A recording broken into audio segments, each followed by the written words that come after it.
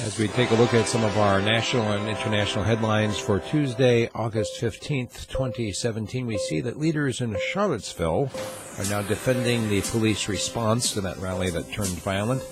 Basically, the chief complaint is that the police didn't do enough to stop the sides from fighting with one another. That's going to be my subject of commentary today.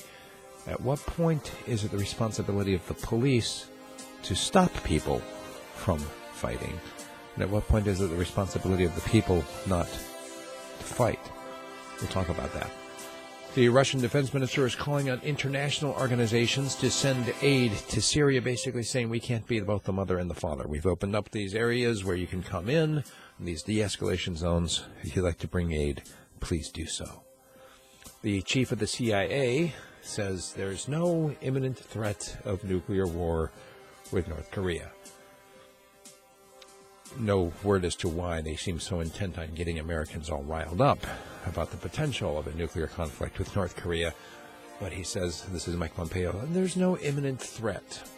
So you can stick that in your pipe and smoke it. Mukhtar Robow, who is one of the founders of Al-Shabab in Somalia, has apparently surrendered to the government. In fact, it looks like he had been fighting against the group that he actually helped to start in the first place. They're calling this a defection, and they're saying it's absolutely huge. Now, for those who claim that Somalia is an example of anarchy, keep in mind that basically what you have is a whole bunch of chieftains, each claiming to be the rightful government over other people in that area. So all of this fighting is actually warring between rival governments. The flood has cut off northern Bengal from the rest of India, and more misery is in store, as they are saying that they are expecting more rain through this beginning of this week. Also, the Brexit truce between Philip Hammond and Liam Fox is likely to collapse shortly, according to others within the Tory party, as they're saying that these words that the two are saying publicly do not match the words that they're saying privately right now.